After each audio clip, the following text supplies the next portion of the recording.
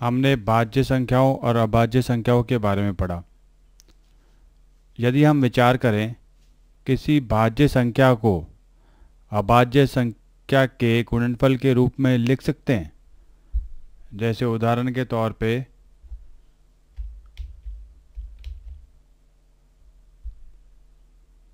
एक उदाहरण लेते हैं, उससे इसको समझने का प्रयास करेंगे। जैसे मैंने 4 लिखा है तो 4 के गुणनखंड क्या क्या होंगे, 2 और 2।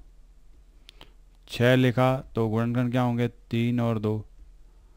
12 लिखा तो गुणनखंड क्या होगा, 2 इंटू 2 इंटू 3। तो ये 4, 6 और 12 ये क्या है, भाज्य संख्याएं हैं। और ये 2, 2, 3 क्या है, अभाज्य संख्या हैं। तो हम कह रहे हैं क्या किसी भाज्य संख्या को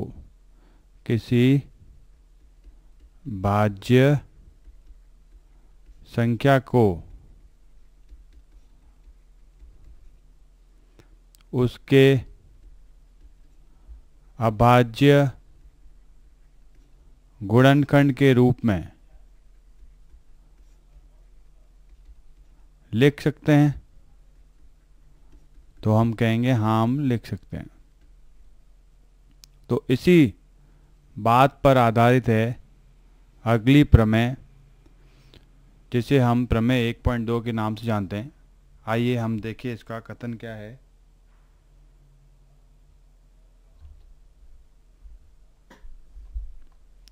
प्रमेय 1.2 अंकगणित की आधारभूत प्रमेय। ये प्रमेय क्या कहती है, प्रत्येक भाज्य संख्या को अभाज्य संख्याओं के गुणनफल के रूप में व्यक्त किया जा सकता है तथा यह गुणनखंड अभाज्य गुणनखंडों के आने वाले क्रम के बिना अद्वितीय होता है। इसका अर्थ ये हुआ कि कोई भी संख्या है जो भाज्य है, भाज्य संख्या हम पहले भी जान चुके हैं। भाज्य संख्या वो होती है जो स्वयं से विभाजित होती है, एक से भी विभाजित होती है, और उसके अलावा भी इसके काफ़ी गुणनखंड होते हैं। उदाहरण के तौर पे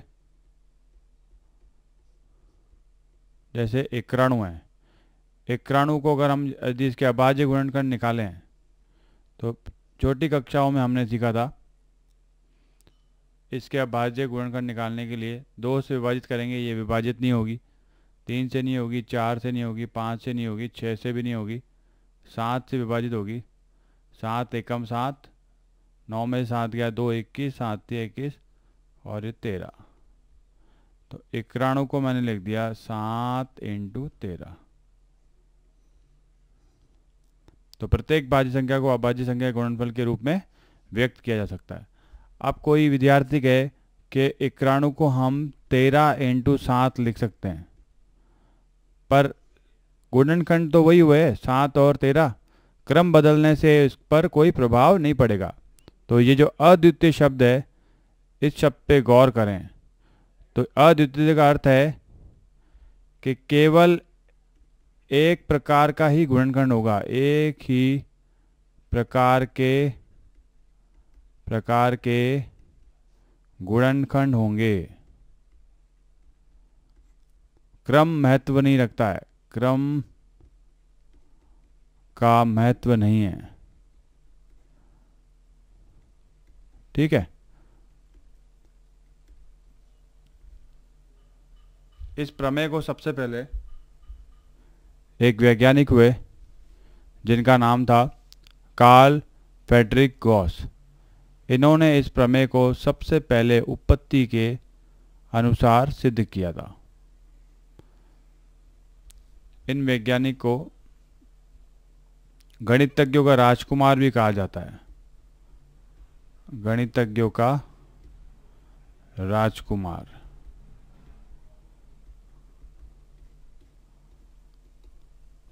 आगे बढ़ते हैं। अब हम ये जानने की प्रयास करेंगे कि हमने जो छोटी कक्षाओं में अभाज्य गुणनखंड सीखा उसका अर्थ क्या है।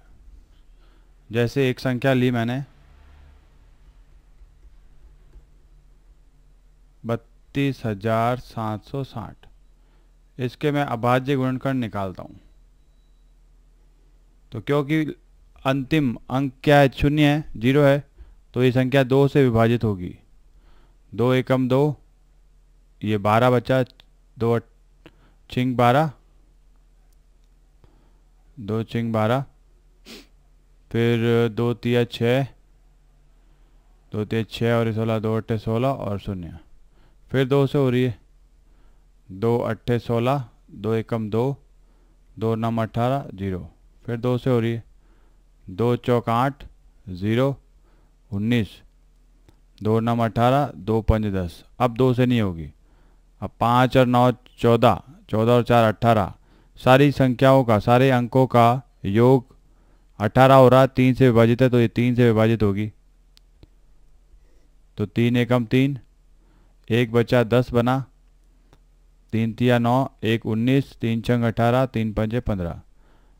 सारे अंकों का योग करके देखें, सारे अंकों का योग 5 और 6 11 और 3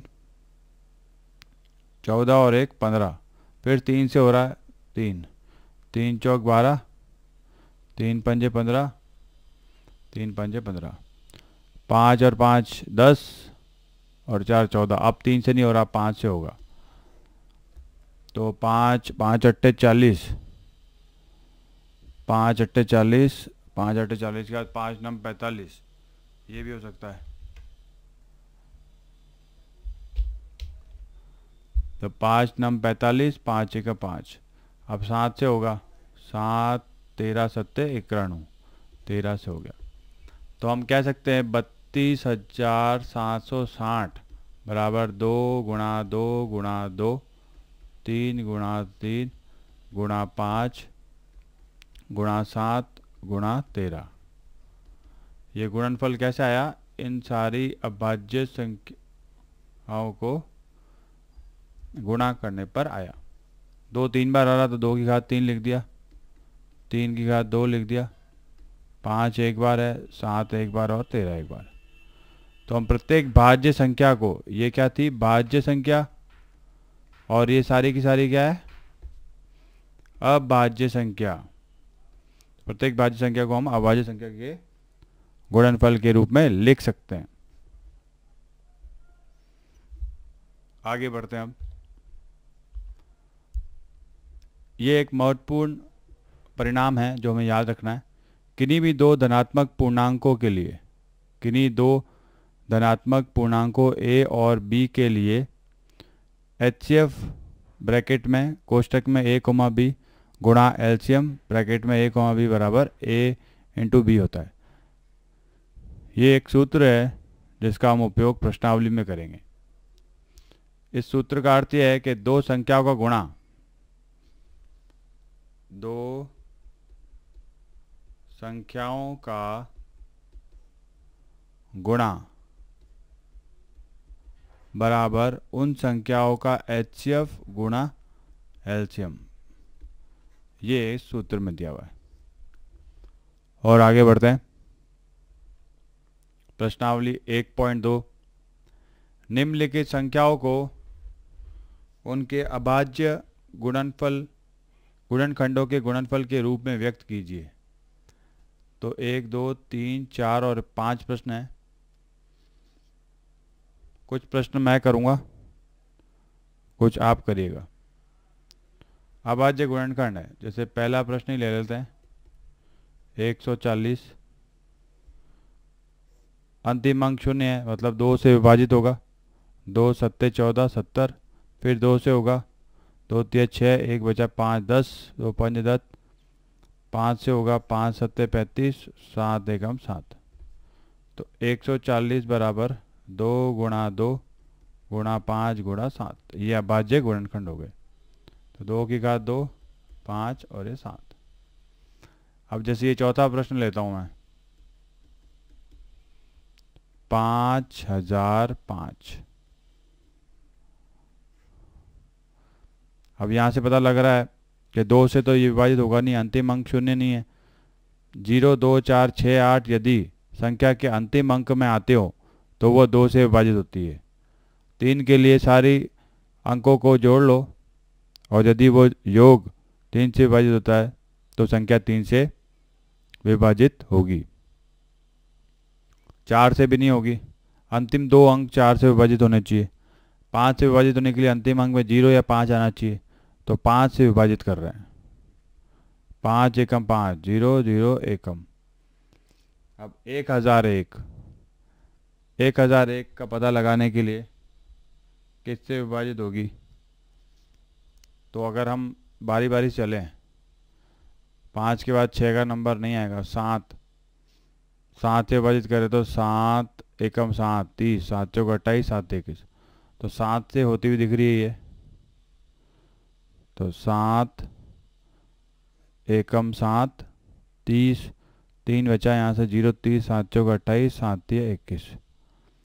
अब 143 है, 8 से होगी नहीं, 9 से। सारी संख्याओं का योग कर लो, संख्या के अंकों का योग करके देख लो, यदि 9 से विभाजित होगा तो संख्या 9 से विभाजित होगी। अभी 143 9 से नहीं होगी, 10 से नहीं होगी, 11, तो 11 एकम 11, 14 में से 11 3, हाँ 11 से हो रही है, तो 11 एकम 11, 14 में से 11 गया 3 3 33, 11 3 33। अब ये 13 से विभाजित हो जाएगी। तो हम 5005 को इस प्रकार लिख सकते हैं, 5 गुणा 7 गुणा 11 गुणा 13। ये इसका उत्तर हो गया। बाकी के प्रश्न आप करिएगा, ये दूसरा, तीसरा और पांचवा अभ्यास हेतु जरूरी है। दूसरा, पूर्णांकों के निम्नलिखित युग्मों के एचसीएफ और एलसीएम ज्ञात कीजिए तथा इसकी जांच कीजिए कि दो संख्याओं का गुणनफल बराबर एचसीएफ गुणा एलसीएम है या नहीं। ये भी 3 प्रश्न एक ही प्रकार के हैं। तो दूसरा प्रश्न हम करते हैं उदाहरण के तौर पे। संख्याएं दी हुई है, ए बराबर 510 और बी बराबर 92। तो सबसे पहले दोनों का एचसीएफ निकालना है। एचसीएफ का अर्थ होता है, एचसीएफ का अर्थ होता है महत्तम समापवर्तक, और एलसीएम का अर्थ होता है लघुत्तम समापवर्त्य।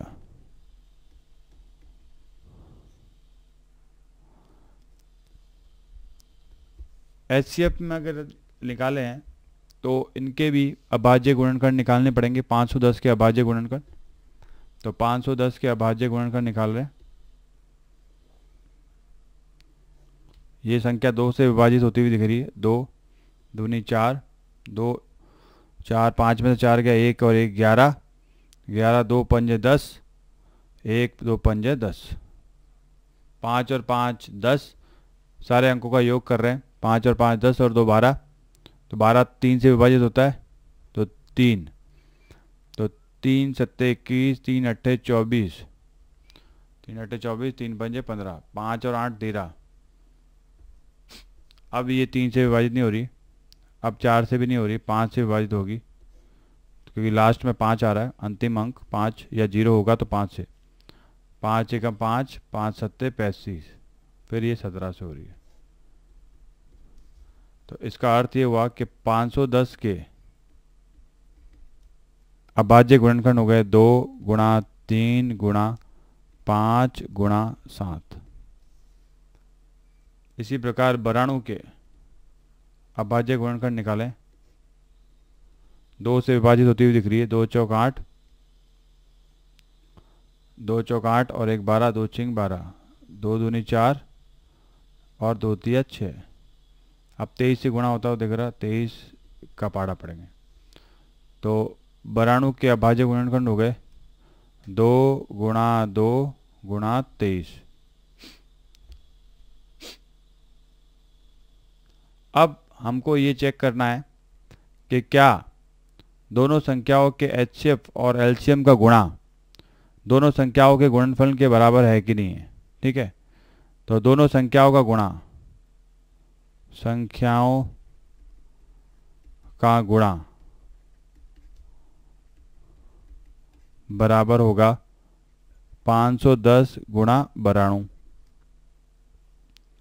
तो 510 गुणा बढ़ाऊँ करके देखें हम, तो 510 की जगह मैं 51 लिख देता हूँ, और ये बढ़ाऊँ, 2 एकम 2, 2 पंजे 10, 9 एकम 9, हासिल 1, 9 पंजे 45 और 1 46, 2 9 7 और ये 4, तो ये आ जाएगा 4 7 9 2 और 1 शून्य और लगा दें, क्योंकि ये बढ़ाणु 510 की जगह मैंने क्या लिखा था, 51 लिखा था, तो 1 शून्य, ये संख्या को गुणा आ रहा है।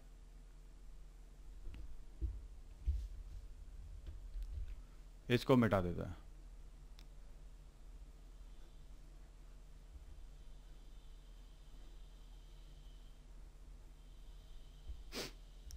अब दोनों का दोनों HCF निकालते हैं।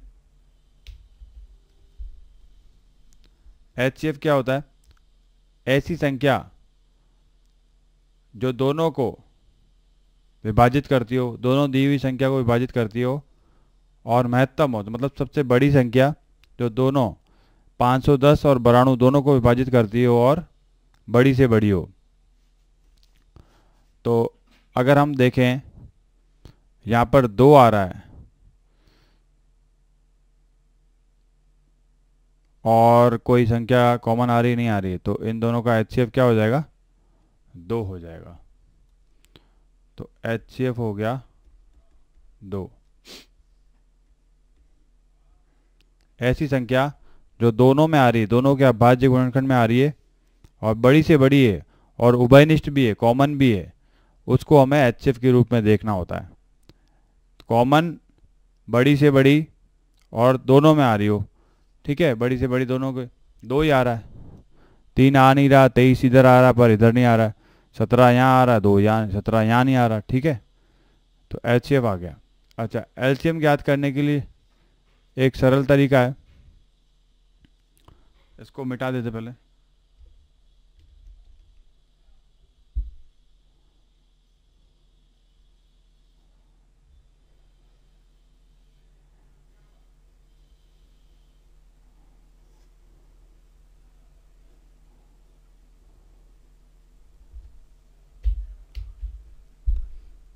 एलसीएम ज्ञात करने के लिए दोनों संख्याओं को लिख देंगे, 510 और 92, फिर दोनों संख्याओं के एक साथ अभाज्य गुणनखंड निकालेंगे। तो 2 से विभाजित हो रहे हैं 2, तो 510 2 दूनी 4, 2 पंजे 10 और ये 55, ये जगह 46। अब दोनों के दोनों किससे विभाजित हो रहे हैं? 2 से ये हो रहा है, तो 255, तो ऐसा का ऐसा ये हो जाएगा 23। फिर अब ये 23 43 2 23 43 नहीं, अब ये होगा 255, 5 और 5 2 10, 3 से होगा, तो ये 3 से होगा तो कितना बनेगा? 3 अट्ठे 24 और 3 पंजे 15 और 23, 8 और 5 13, अब ये 17, 5 से हो रहा है ये 17 और फिर ये 23, फिर अब ये 17 से हो रहे हैं, 17 एकम 17 और ये 23, फिर ये 23 का पहाड़ा जाएगा 1 और 1। तो अब इन दो सारी संख्याओं को गुणा, 1 2 3 4 5 और 6, ये हमारा लसप कहते हैं लघुत्तम समावर्ती, मतलब एलसीएम।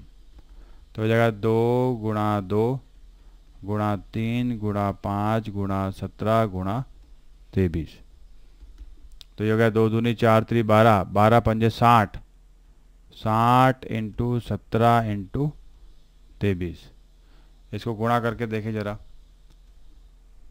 60 into 17 into 23,